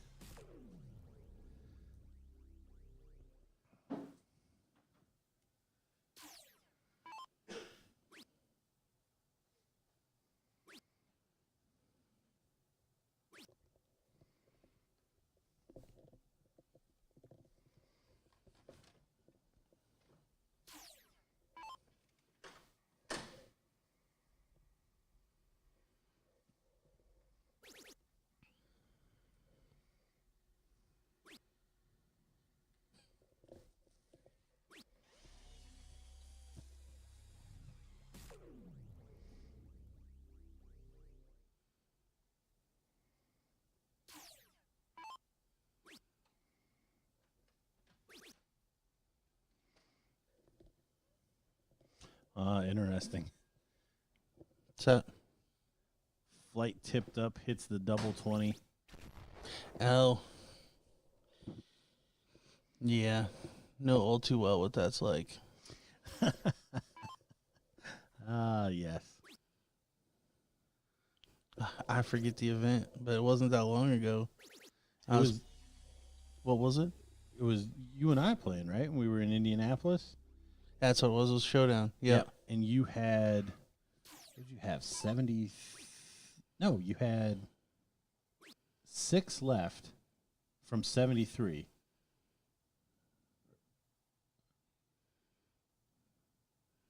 That sounds right. And we had the freeze in play. Yep. I purposely threw low on the double 3 to guarantee the freeze, even if I missed with my last dart. And then my flight tripped the 19 or the double 19, something like that. Yep. And the other team wasn't frozen and took it out. Yep. And with you sitting on like 32, like it goes away if I don't bust. Right. Yeah, literally all you had to do was not bust. Yeah. So I played it as safe as possible, and the flight kicked the triple. This is game 1 there, Brad. Just started.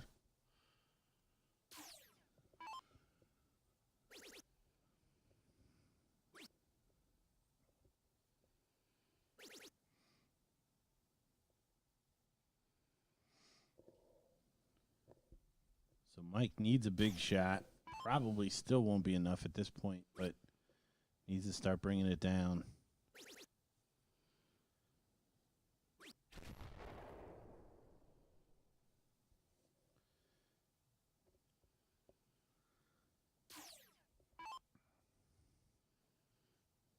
So what do we call this earphone look for Hanson? One in and one just hanging on the ear. That can't help, right? I'm telling you, it just drive me bonkers. I could not. I've always had trouble with earbuds. They make my ears hurt. I don't know how these guys wear them all day long. Maybe I don't have good enough earbuds, but like I've tried many different types, including the just normal iPhone ones, or what are they called? But yeah, I can wear them for a little bit on an airplane. That's about it. Yeah, you got to get the ones with the adjustable, and then I just put in the smallest ones because I'm the same way with you. They're not comfortable. Well, I've even had the ones where I changed the fittings to the smallest ones still. You got little ear holes there. Apparently. Of all the things to be little on me, the ear holes and the other one. Don't say it. The Don't other say one. it. What you gotta say, Ann? Everything else maximized.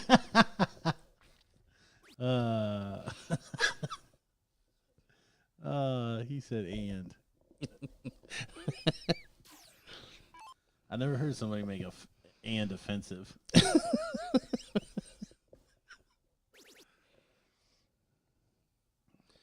Actually, Mark, that's what I had. JBLs.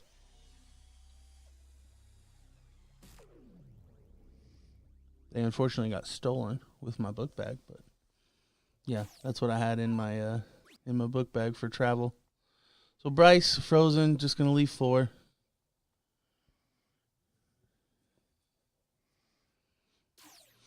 Johnny looking at 85.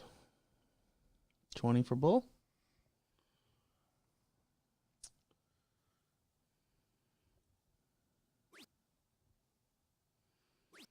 One for Trip 10 to leave tops.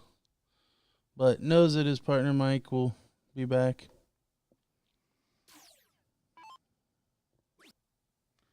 Yeah, only chance here, Mike needs to get to a finish and take out a big finish, but not going to happen, at least for the next 12 darts. Probably going to finish here.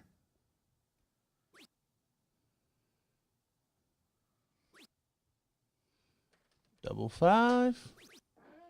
There it is. So leg number 1 to Chippendales.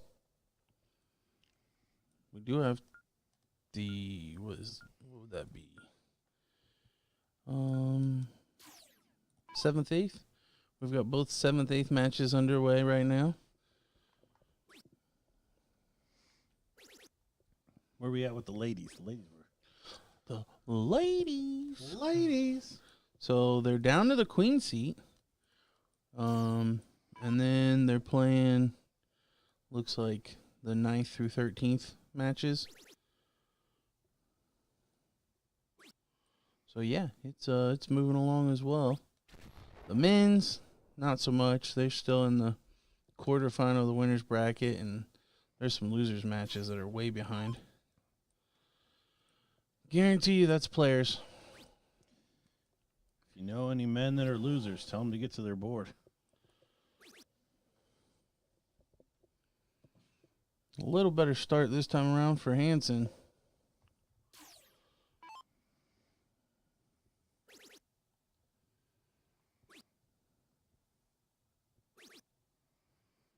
Oh, a double 1. The same thing.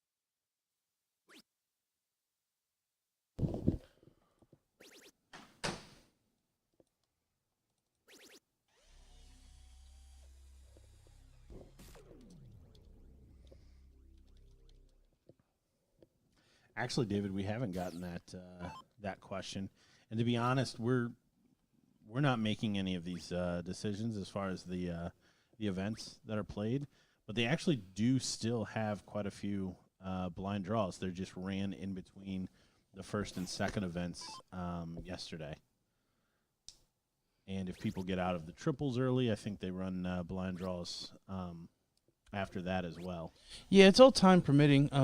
I have a feeling they probably didn't have any in Florida just because there were so many people.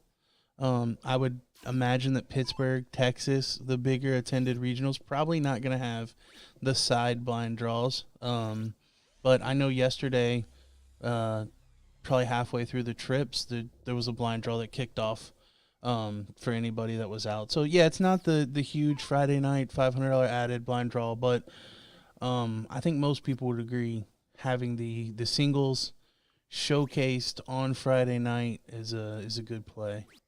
Well, the other thing that I can tell you, and I don't know this for a fact either, but I do know it from negotiating dart tournaments at hotels, they don't want you in there after like 1 o'clock. Well, the risk there is the alcohol. Right. So if anyone still has alcohol or they happen to bring it in or anything, I mean, they could lose their liquor license, especially in Ohio. I'm not sure about other states, but yeah, if there's outside alcohol or anything like that in there, they could potentially lose their liquor license. So yeah, that's another reason for the reorganization of the regional series. Just Saturday night run until 3-4 in the morning just was not conducive, A, to good darts, and B, to the agreements and the relationships with the hotels. Well, and these regionals are just attended so well. I mean, certain ones especially, it's a great problem to have, but at a certain point, you can't keep everyone up till 4 or 5 in the morning because you know that the events are just going to run long. So if you have to eliminate an event, I think the blind draw is the one that probably needs to go so that you're not running 3 events on Saturday. Well, and the other thing to keep in mind, that event, other than the $500, was never part of the actual payout. The actual payout. So if you look at the payout, it went from $12,000 to $14,000, and that $2,000 was added to the events that are now on that flyer. So yes, you lost an event that maybe some people enjoyed, but the upside to it was pretty big, and that's somebody that's been, let's say, critical of the structure of dart tournaments previously. And I know this weekend, I don't know if they're planned to or they're doing it at other places, but for anyone that gets into town early, they held a Thursday night blind draw at one of the local bars, which I thought was a really good idea to, get people in. And we see Mike take out 32 for a 2-0 lead. But, yeah, I think the Thursday night blind draw is a really good play as well. You actually get to go out and see the local bar if you're from out of town. And then, obviously, you get your blind draw in. And I'm almost positive that was definitely a part of Florida as well. Really? Yep. That's good. I like that because, I mean, some of my favorite times traveling to dart tournaments was actually getting out and going to the local dart bars. Yeah, now, if you want to talk about questions that I get a lot is, hey, how was it in this city? Or, hey, how was it when you went there? And honestly, if it wasn't one of the bigger trips that I ever took, like, all I really get to say is, Maine's beautiful. I saw the basement of a Ramada for 3 days. Like, I can't, I've been to Maine, but I can't tell you what Maine looks like. The story I always tell is we went to the Ray Chesney in Philadelphia like 6 years in a row, and I never had a cheesesteak. And we had like pizza place delivery cheesesteaks was it. So finally on like the 6th or 7th time, I looked at you. I was like, I'm not playing the Friday night blind draw. I'm going downtown and I'm getting a cheesesteak. So we ended up opting for that, which worth it. But yeah, that's always the story I tell people when I'm trying to like express to them how you don't get to experience the local culture. Right. Well, honestly, that's what we started to do with Friday night events in general. Mm-hmm. 9 times out of 10, there was a singles, which obviously we weren't skipping. But if there was a Friday night blind draw, if it didn't pay $500 or more for first place, we wouldn't even enter it. And that's not because it's not worth our time or anything, but you got an opportunity to actually do something else while you were there. And truly, it benefited us come Saturday morning. Yeah. Yep. Yeah, I don't think we kept stats, but I would say our win rate or placing rate, whatever you want to boil that down to, for Saturday events went up once we started doing that.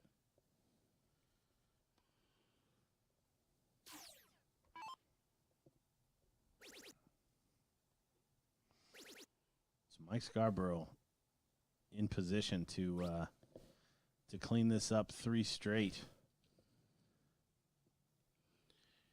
I don't know if we said it or not, but following this, we will get the ladies queen seat match. Ladies. We're getting Val and Tasha versus Team Pink. Who is Team Pink? Let's look. Oh, Team Pink is Stephanie Lewis and Jasmine Swain. Val and Tasha's Valerie Tischler and Tasha Nicole.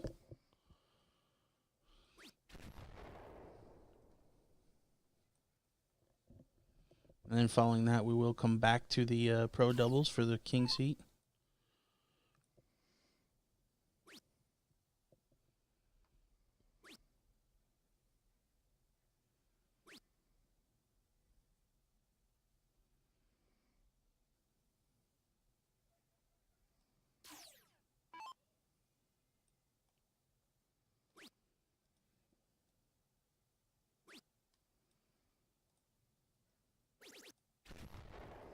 Good last there from Johnny.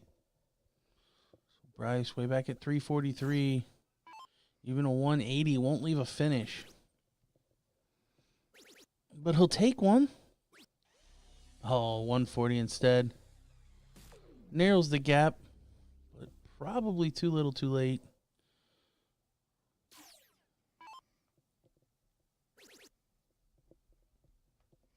$57 for 24. Oh, just next door.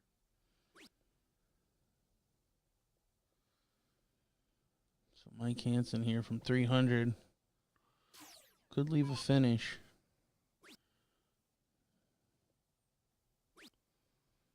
Not now.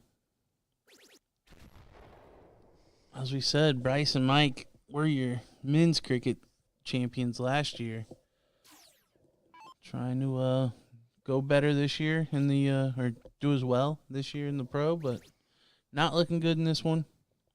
Yeah, gonna have a little work to do, and honestly, it looks like they're gonna have to take on JJ and Denny on the loser side if they do end up ultimately losing this match. No, JJ and Denny still in a match against Pickett Pride, but they are 1-0 up. So Pickett Pride. Not sure who that is, to be honest.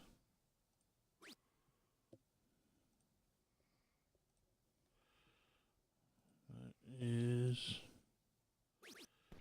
Oh, Mike Segal and Dennis DeCarme. So there it is. Scarborough finishing it up, 56 and 2 darts to take a 3-0 win. So that wraps that one up. We will get our ladies queued up. So don't go anywhere. More darts to come.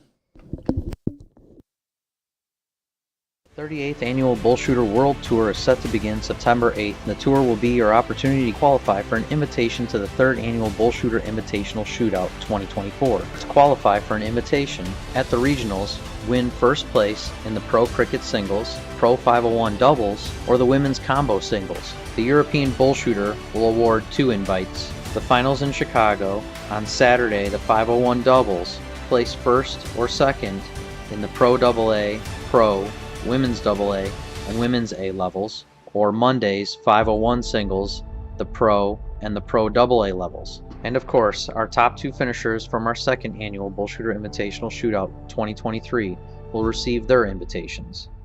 We're looking forward to seeing everyone out on the tour.